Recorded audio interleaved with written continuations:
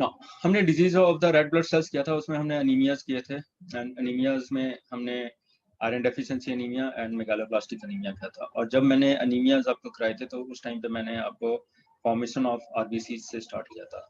So same way, talking about white blood cells, first you have to understand how the white blood cells are formed. So white blood cells and red blood cells, both of them are formed in the bone marrow, and formation of the blood of both these cells is known as hematopoiesis.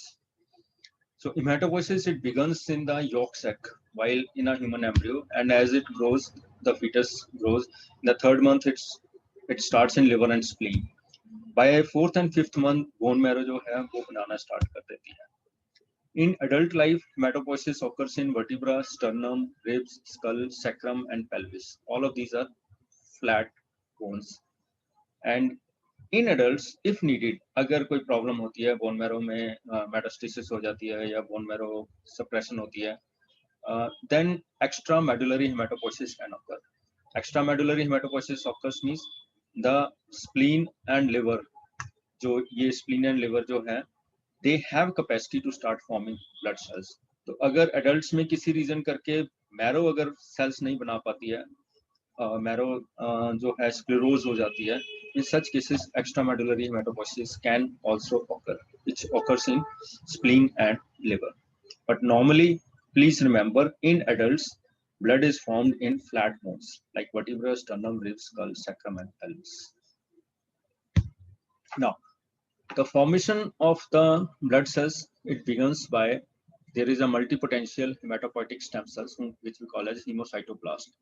This hemocytoblast first of all divides into a common myeloid progenitor and common lymphoid progenitor. So we have got a myeloid and we have got a lymphoid progenitor. Now this lymphoid progenitor, it ultimately forms lymphocytes. So how it forms lymphocyte, I will be taking up in the other slides. You just know कि जो lymphoid progenitor है वो lymphocytes बनाता है. These lymphocyte could be B lymphocyte and T lymphocyte, and these B lymphocyte later on form the plasma cells, and then this also forms the large granular lymphocyte or known as natural killer cell. This common myeloid progenitor, it forms megakaryocytes जिसमें से thrombocytes बनते हैं, that is platelets. It also forms RBC, it can form mast cells, and it forms myeloblast. And this myeloblast जो है is responsible for forming basophil, neutrophils, eosinophils, monocytes. So ये इतने सारे cells जो हैं जो हमारे blood में होते हैं, platelets और thrombocytes,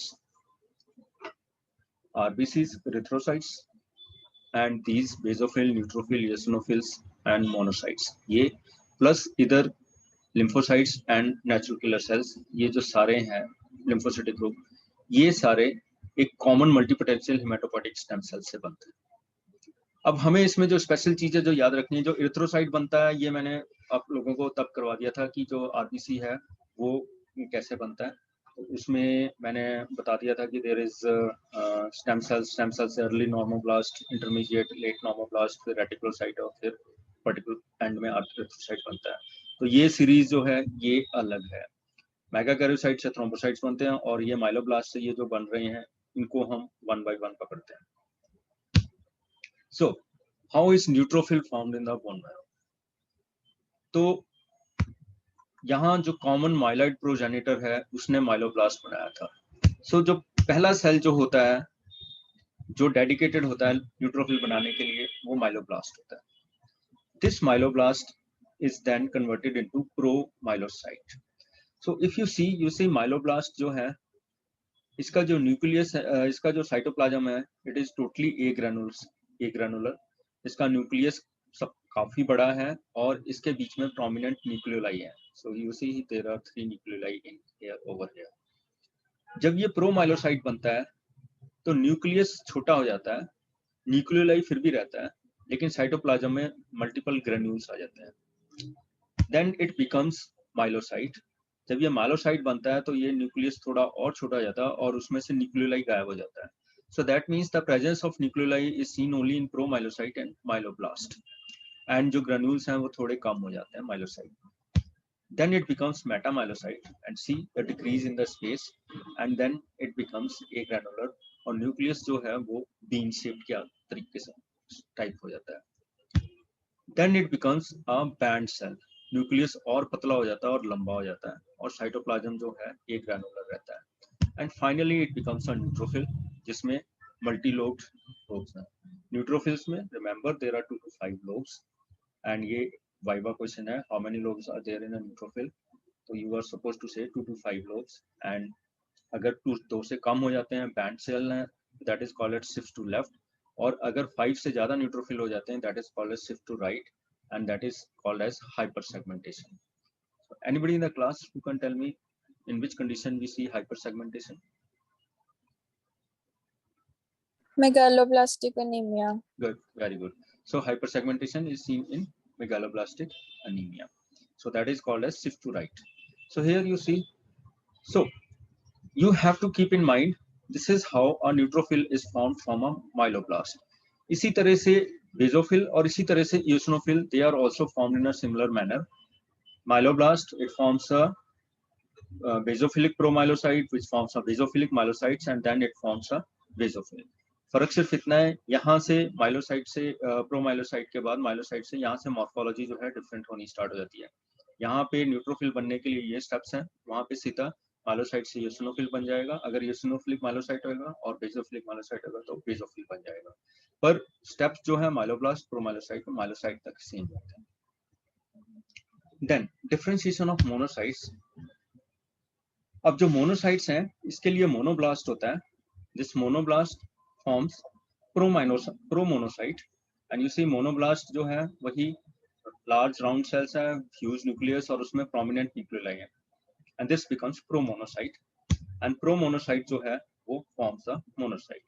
So it's a comparatively simpler process than the neutrophils. Neutrophils में monoblast, फिर promyelocyte, फिर myelocyte, फिर metamyelocytes and then neutrophil बनता है, band cell and neutrophil. यहाँ पे सीधा monoblast से promonocyte and monocyte.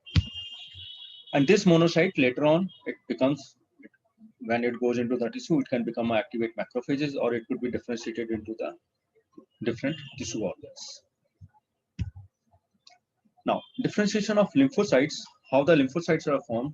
ये monocytes हो गए, neutrophils हो गए और even megakaryocytes भी हो गए. ये सारे जो हैं ये myeloid series of cells हैं. These myeloid series of cells एक सेपरेट है. लिम्फोसाइट जो है these are formed from the lymphoid series of cells. तो इनके लिए जो lymphoid series of cells में जो common lymphoid progenitor है वो बनाता है lymphoblast. And lymphoblast you see it is similar to myeloblast but it has got darker staining cytoplasm and it has got prominent nuclei. This lymphoblast then gets converted into prolymphocyte. Prolymphocyte में nucleus थोड़ा छोटा हो जाता है, cytoplasm slightly ज्यादा हो जाता है और न्यूक्लियाई कम हो जाता है. This prolymphocyte then gets converted into small lymphocyte and you see small lymphocyte में size is smaller, there is just a rim of cytoplasm and nucleus जो है उसमें कोई nucleoli नहीं है. So जो nucleoli है, these are the nucleoli, this you can see is a nucleoli, these are the nucleoli. जो ये nucleoli है, this is presence of a nucleoli in the nucleus is a sign of immature cell. मतलब जैसे जैसे mature होते जाओगे nucleoli खत्म होता जाएगा, न्यूक्लियस छोटा होता जाएगा. तो अगर हम पीबीएफ कर रहे हैं और हमें उसमें कोई सेल नजर आ रहा है जिसके बीच में, जिसके न्यूक्लियस में हमें न्यूक्लियोलाई नजर आ रहा है, इसका मतलब वो ब्लास्ट सेल है. इसका मतलब वो माइलोब्लास्ट हो सकता है, लिम्फोब्लास्ट हो सकता है, वो हमें देखना पड़ेगा. और इसका मतलब कि वो इमेच्योर सेल है. नॉर्मली बोन मैरो में जब मैंने यहाँ पे कराया था न्यूट्रोफिल का बता रहा था, तो myeloblast, then promyelocyte, then myelocytes, then metamyelocytes, उसके बाद बैंड सेल्स. जब बैंड सेल्स बन जाते हैं तब वो बोन मैरो से रिलीज होने स्टार्ट होते हैं और जब तक वो ब्लड में आते हैं वो प्रॉपर्ली फाउंड मैच्योर न्यूट्रोफिल्स होते हैं. सेम वे मोनोब्लास्ट, फिर प्रोमोनोसाइट्स एंड मोनोसाइट्स बनके. तो जो ये इमेच्योर सेल्स हैं ये बोन मैरो के अंदर जब तक मैच्योर नहीं हो जाते तब तक ये ब्लड में नहीं आते हैं. जैसे मैंने ब्लड आरबीसीज में कराया था कि early normoblast, late normoblast and जब वो रेटिकुलोसाइट बनता है तब वो निकलना स्टार्ट होता है. सेम वे इसी तरह ये. तो ब्लड में हमें कभी भी ये प्रो लिम्फोसाइट्स और लिम्फोब्लास्ट और वहां पे प्रो माइलोसाइट्स एंड माइलोब्लास्ट वो हमें देखने को नहीं मिलते हैं. We don't see them in the blood. Normal PPF in the blood, they don't come into the circulating blood. Circulating blood में जो सेल्स हैं उनके न्यूक्लियस में हमें न्यूक्लियोलाई देखने को नहीं मिलता है. Keep this concept in mind. Please keep this important concept in mind कि हमें नॉर्मल सर्कुलेटिंग ब्लड में जो न्यूक्लियस है उसमें हमें न्यूक्लियोलाई देखने को नहीं मिलते हैं. इसका मतलब हमें promonocyte, prolymphocyte, promyelocytes and myeloblast, monoblast, lymphoblast, ये जो सेल्स हैं ये वाले सेल्स हमें नॉर्मल सर्कुलेटिंग ब्लड में देखने को नहीं मिलते हैं, क्योंकि ये मैरो में ही होते हैं और जब तक ये मैच्योर नहीं होते हैं तब तक ये ब्लड में नहीं आते हैं. ओके, सो हम यहाँ पे वापस आ गए. हम यहाँ पे कर रहे हैं कि there is a lymphoblast converted into pro lymphocyte, then into small lymphocyte, and this small lymphocyte is then converted into two types of lymphocytes, B lymphocytes and T lymphocytes, and T lymphocytes are further helper and killer, and जो helper होते हैं वो B cell को help करते हैं to convert into plasma cells, and these plasma cells form the antibody. So you see the plasma cells and lymphocytes में फर्क कैसा होता है. न्यूक्लियस इनका ऑलमोस्ट सिमिलर होता है, लेकिन प्लाज्मा सेल में थोड़ा सा ओवल सेल होता है, इसमें साइटोप्लाज्म ज्यादा होता है, and nucleus is eccentric. That means it is not centric, it is not in the centre, it is on the side. So the nucleus is present at the periphery in the plasma cell. Now it is okay. It was not the small lymphocyte which gets converted into natural killer cell. It was the pro lymphocyte which differentiates into the small lymphocytes and into the natural killer cell. Game में आप देखेंगे यहाँ पे ये line है, इस line से ऊपर प्रो लिम्फोसाइट्स और लिम्फोब्लास्ट जो है इनके न्यूक्लियस में न्यूक्लियोलाई है, तो these are the immature cells of the lymphocyte.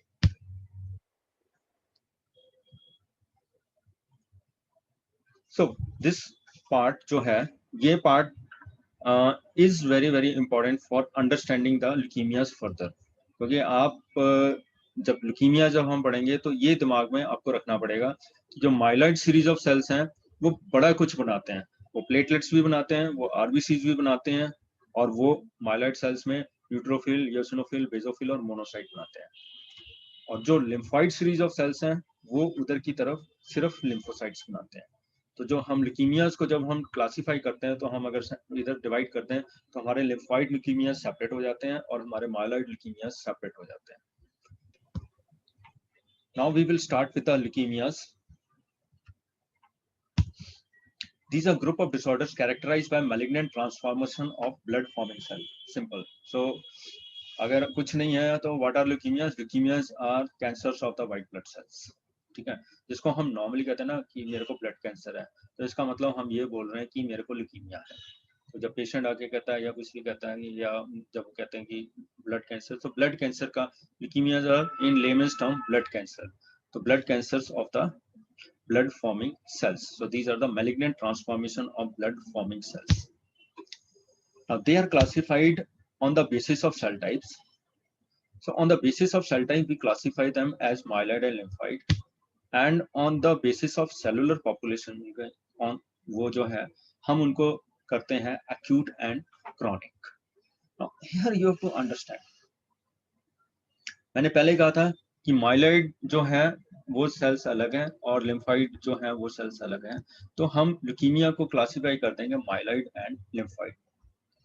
Now acute and chronic, normally हम बाकी सारी डिजीजेस में क्लासिफाई करने के लिए हम टाइम को लेते हैं.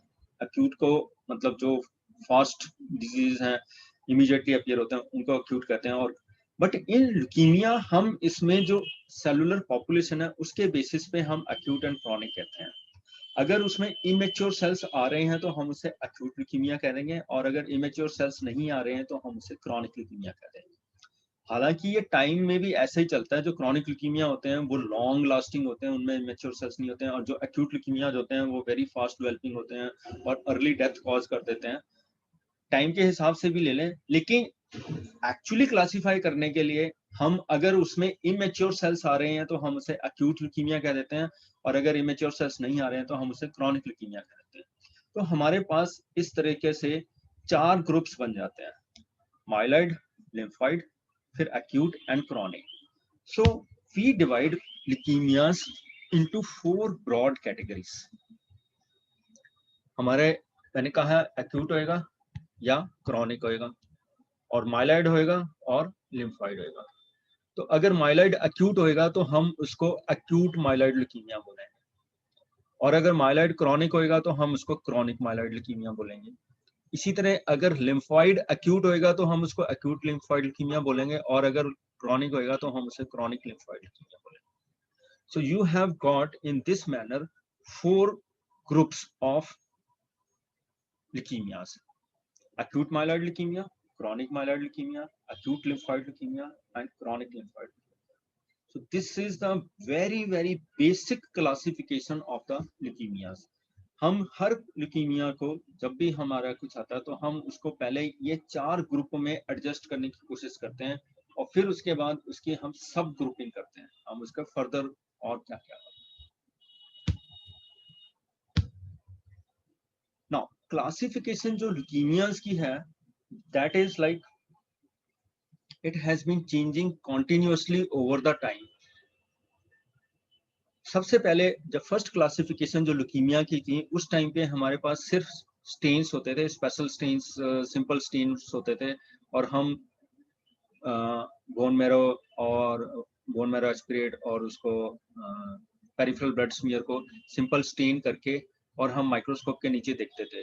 तो माइक्रोस्कोप के नीचे हमें सिर्फ मॉर्फोलॉजिकल और साइटोलॉजिकल फीचर्स के बेसिस पे हम उससे क्लासिफाई करते थे। दैट मीन्स कौन सा सेल है, कितना बड़ा सेल्स है, उसमें न्यूक्लियोलाई है कि नहीं है, साइटोप्लाज्म में ग्रेन्यूल्स हैं कि नहीं है, इसके बेसिस के ऊपर हम उसको क्लासिफाई कर देते थे। That was the first classification, and that classification is called as Fab classification. Now, viva में फैब क्लासिफिकेशन जो है उसमें आपको पूछ लेते हैं कि FAB classification what do you mean by the word FAB? FAB stands for French American British classification. So these were the pathologists, the hematologists from these 3 countries, France, America and Britain. They got together, they formed a group and they came to a certain conclusion कि हमने ये अगर हमें cell ऐसा दिख रहा है तो हमने इसको ये नाम देना है, अगर हमारा इसमें इतने % सेल्स ये हैं और इतने % सेल्स ऐसे दिख रहे हैं, तो सिर्फ दिखने के बेसिस पे उनकी शेप, साइज और उसके स्टेनिंग के बेसिस के ऊपर क्लासिफाई करते थे. दैट वाज फैब क्लासिफिकेशन, क्योंकि उस टाइम पे हमारे पास और फैसिलिटीज नहीं थी. Then later in the 90s, late 90s, हमारी आ गई रियल क्लासिफिकेशन. रियल क्लासिफिकेशन जो है, it is on the basis of immunophenotypic features. तब तक हमारे पास इम्यूनोसाइटोलॉजिकल स्टेन्स आ गए थे, जिसमें हम पर्टिकुलर सेल जो है, स्ट्रक्चर है, उसके अगेंस्ट हमारे पास एंटीबॉडीज आ गई थी, और हम एंटीबॉडीज को स्टेन के साथ बाइंड कर देते थे, और अगर वो पर्टिकुलर इम्यून मतलब उसमें वो कंपोनेंट, वो एंटीजेनिक स्ट्रक्चर जिसको कहते हैं, जैसे हम कहते हैं टी सेल्स 2 तरह के होते हैं, CD4 and CD8. So what is CD4 and CD8? Basically CD4 and CD8 is कि जो प्लाज्मा मेम्ब्रेन है उसकी टी लिम्फोसाइट की, उसमें क्लस्टर डेजिग्नेशंस होते हैं. तो उसमें उसका प्लाज्मा मेम्ब्रेन में एंटीजेनिक स्ट्रक्चर है, उसमें सर्टेन प्रोटीन्स जो हैं अरेंज्ड हैं. सो इन दैट मैनर उसमें प्रोटीन्स जो अरेंज्ड हैं उसको हम कहते हैं क्लस्टर डेजिग्नेशन. तो अगर वो क्लस्टर डेजिग्नेशन टाइप 4 जैसे अरेंज्ड पैटर्न में अरेंज्ड है तो हम उसको CD4 कह देंगे. तो दिस पैटर्न 1 by 1 हमने first, second, third, fourth, fifth, six, seventh, 8, 9, 10 अब हम 40s तक में आ गए हैं. तो हमारे उस हिसाब से जो हमारे हमने डेजिग्नेशन बना ली थी कि ये वाला अगर पैटर्न है तो हम इसको पैटर्न 1 कहेंगे, ये वाला. तो हर बारी वो हर सेल में फ्रॉम डिफरेंट पीपल वो पैटर्न जो है वो सेम रहेगा. वो एंटीजेनिक जिसके जैसे आपने पढ़ा था प्राइमरी स्ट्रक्चर ऑफ प्रोटीन, तो प्राइमरी स्ट्रक्चर ऑफ प्रोटीन में होता है कि वो एक amino acid plus peptide bond, second amino acid. तो सेम वे यहाँ पे तो हमने वो देखना स्टार्ट कर दिया. तो उसके बेसिस पे अब हम माइक्रोस्कोप से थोड़ा और ऊपर पहुंच गए. अब हमें सेम दिखने वाले जैसे टी लिम्फोसाइट और बी लिम्फोसाइट आप देख के नहीं बता सकते कि ये टी लिम्फोसाइट है या बी लिम्फोसाइट है. मॉर्फोलॉजिकली, साइटोलॉजिकली आप उसको नहीं डिफरेंशिएट कर सकते. तो इस करके फैब क्लासिफिकेशन में इस तरह का कुछ नहीं था. लेकिन जब रियल क्लासिफिकेशन आ गई तो उसमें अब हम टी लिम्फोसाइट्स में भी हम आगे बता सकते हैं कि CD4 है या CD8 है या CD45 है या CD32 है या CD20s में है, 22 है। तो अकॉर्डिंगली हमारी क्लासिफिकेशन और एक्सपैंड कर गई। तो this classification is called as REAL classification. Now real stands for revised European American leukemia classification. So real classification, revised European American leukemia classification is the real classification. अब this was in the late 90s. Now in the late 90s, उसके बाद in this century, now जब genetics के हमारे पास cytogenetics आ गई, जब हमारे पास ये PCR and all this आ गया, तो अब हम उसके बेसिस पे PCR के बेसिस पे हम सीधा उसका जीन स्ट्रक्चर तक जो है वो हम फाइंड कर सकते हैं और उसके बेसिस पे हम उसको और फर्दर डिवाइड कर सकते हैं.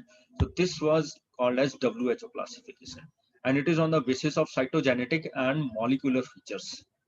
So WHO classification आ गई, World Health Organization classification. This was, so you have to understand, if you see how this has affected my career. I joined MBBS in 1990. In 1992 when I was studying pathology, उस time पे fab classification थी, French American British classification. Then when I joined my post graduation which was in 1998, at that time real classification आ चुकी हुई थी. And in my post graduation जब मैं join किया था तो रियल क्लासिफिकेशन पढ़नी स्टार्ट की थी. एंड इन 2000 WHO क्लासिफिकेशन आ गई थी. तो when I was going to give my post graduation exam, third classification आ चुकी थी. So I have in my academic career of pathology मैंने तीनों क्लासिफिकेशंस को फेस किया है. मैंने फैब क्लासिफिकेशन से शुरू किया था, रियल क्लासिफिकेशन से पैथोलॉजी में एंटर किया था और WHO क्लासिफिकेशन से पैथोलॉजी का पेपर देके बाहर निकला. So this is how the classification of leukemias has been changing. And अभी भी it is not, WHO classification जो है ये हर साल 2 साल के बाद अपग्रेड होती जा रही है. Latest was in 2019 WHO classification. तो क्यों, because we are finding, we are getting new cytogenetic materials, हमें नई ट्रांसलोकेशंस पता लग रही हैं, हमें क्रोमोसोमल ट्रांसलोकेशंस, हमें नई म्यूटेशंस पता लग रही हैं और इवन न्यू ल्यूकीमियाज भी आ रहे हैं. So this is becoming very very complicated. It is really now getting too complicated and that's why hematology में अब उन्होंने DM separate कर दिया, because it's very difficult to keep track of. Only a good hematologist can further keep the track of what is going to happen. So but you have to understand, so French American British classification, it is on the morphological and cytological features. Revised European American leukemia classification or real classification is based on immunophenotypic features, and WHO classification जो है वो cytogenetic and molecular features. So we have got 3 classification of leukemias and we will be real classification को अब हम इतनी importance नहीं देते हैं क्योंकि फैब हमें इस करके है, फैब अगर नहीं समझोगे तो आगे कुछ समझ नहीं पाओगे. And FAB was the initial one, तो वो हमें पढ़नी पड़ती है. और प्रेजेंटली WHO क्लासिफिकेशन आ गई है, तो WHO क्लासिफिकेशन प्रेजेंट क्लासिफिकेशन है, वो आपको पता होनी चाहिए. रियल जो है अब वो इनसिग्निफिकेंट हो गई है. Nobody uses real classification anymore. So let's start with fab classification. Now fab classification of ALL, that means acute lymphoid leukemia की fab classification. ये बहुत सिंपल है. It is classifying leukemia into 3 groups. L1, which is childhood ALL. L2, we call it also as adult ALL. इसमें and L3, we call it as Burkitt's type ALL. So L1 में है small lymphoblast. And you see, ये lymphoblast है. Why? क्योंकि ये acute है. मैंने बताया था acute में immature cells आते हैं, तो जो lymphoblast हैं वो acute में आएंगे. So L1 में small lymphoblast है, L2 में small और large दोनों mixed हैं और L3 में सिर्फ large lymphoblast हैं, इसको हम Burkitt's type ALL भी कहते हैं. तो we have got 3 types of ALL as per French American British classification or FAB classification, L1, L2 and L3. Then FAB classification of AML is little bit complicated, but like I have told you hematopoiesis, so you will find it easy to understand. इसमें हम first category जो है उसको M0 कहते हैं. M0 is minimally differentiated AML.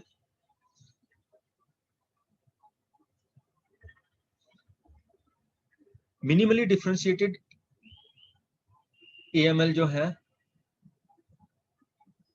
वो that means हमें इसमें अभी यही नहीं पता लग पा रहा है, मतलब हम देख के जो सेल है वो इतना कम डिफरेंशिएटेड है कि it's very difficult to tell whether it's a myeloblast और it's a lymphoblast. Then we have got M1 AML without maturation.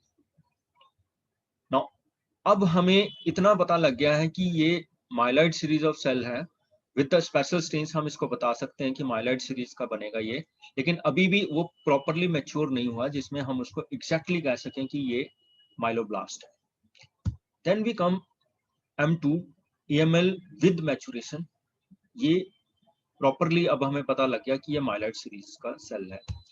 Then so यहाँ पे AML with maturation, that means यहाँ पे हम कह सकते हैं जो सेल नजर आ रहा है exactly that is myeloblast. Then we have M3 acute promyelocytic leukaemia. So myeloblast के बाद अनदर इमेच्योर सेल कौन सा होता है? प्रोमाइलोसाइट. तो M3 जो है वो एक्यूट प्रोमाइलोसिटिक ल्यूकीमिया है. तो ये आप यहाँ से याद रखें कि M3 में प्रोमाइलोसिटिक होएगा, M2 में AML, इसको AML जो विद मैच्योरेशन है इसको हम एक्यूट माइलोब्लास्टिक ल्यूकीमिया भी कह देते हैं.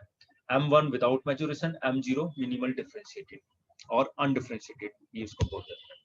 देन M4 जो है ये है acute myelomonocytic leukaemia, M5 is acute monocytic leukaemia, M6 is acute erythroleukaemia. तो यू सी इरिथ्रोल्यूकीमिया ये आरबीसीज का ल्यूकीमिया हो जाएगा. सो हमने आरबीसीज में अनीमिया पढ़ा है, बट अगर आरबीसीज जो है उसमें ल्यूकीमिया हो जाए तो वो एक्यूट इरिथ्रोल्यूकीमिया हो जाता है. एंड M7 जो है एक्यूट मेगाकैरोसिटिक ल्यूकीमिया. तो इसमें मेगाकैरियोब्लास्ट जो है वो आ जाएंगे. यहाँ पे एक्यूट इरिथ्रोल्यूकीमिया में इरिथ्रोब्लास्ट आ जाएंगे. एक्यूट मोनोसिटिक ल्यूकीमिया जो है इसमें मोनोब्लास्ट आ जाएंगे. एंड एक्यूट माइलोमोनोसिटिक ल्यूकीमिया ये मिक्स्ड है, इसमें माइलोब्लास्ट भी आएंगे और मोनोब्लास्ट भी आएंगे. राइट. सो अब जो फैब क्लासिफिकेशन है इसमें आपको एक चीज का ध्यान रखना है. फैब क्लासिफिकेशन जो ये जो क्लासिफिकेशन है इसमें ये कहती है कि अगर हम बोन मैरो में मोर देन 30% हमें इमेच्योर सेल्स नजर आ रहे हैं तो हम उसको एक्यूट में कैटेगराइज करेंगे, अदरवाइज उसको हम क्रॉनिक में. सो यू सी M0 और M1 में हमें ब्लास्ट नजर आएंगे जो कि हमारे लिए देख के कहना मुश्किल है कि वो माइलोब्लास्ट है या लिम्फोब्लास्ट है, क्योंकि वो मैच्योरेशन में नहीं है. M2 में हमें माइलोब्लास्ट नजर आएंगे. M3 में हमें मैंने बता दिया प्रोमाइलोसाइट नजर आएगा. M4 में हमें माइलोब्लास्ट एंड मोनोब्लास्ट दोनों नजर आएंगे. Please forgive my writing because I am writing on a screen of my laptop. M5 जो है इसमें हमें मोनोब्लास्ट नजर आएगा. M6 जो है इसमें हमें इरिथ्रोब्लास्ट नजर आएगा और M7 जो है इसमें हमें मेगा कैरियो ब्लास्ट नजर आएगा. मतलब सब में ब्लास्ट नजर आएंगे. कितने नजर आएंगे? फैब के हिसाब से मोर देन 30% नजर आएंगे. इसको WHO ने अब इसको फिर से मॉडिफाई कर दिया. WHO अब कहती है कि अगर 20%, लेकिन हम क्योंकि अभी फैब क्लासिफिकेशन कर रहे हैं तो WHO में क्लासिफिकेशन में इस करके फैब क्लासिफिकेशन करनी जरूरी है, क्योंकि ये वाले जो नाम है WHO क्लासिफिकेशन में भी ये कई नाम जो है रिटेन्ड है, इनको रिटेन रखा गया, प्लस और दूसरे ऐड कर दिए गए या इनमें सब टाइप्स ऐड कर दी गई हैं. तो इस करके ये याद रखना is very very necessary. So fab classification 0, 1, 2, 3, 4, 5, 6, 7 total these are 8 क्योंकि 0 से start हो रहे हैं.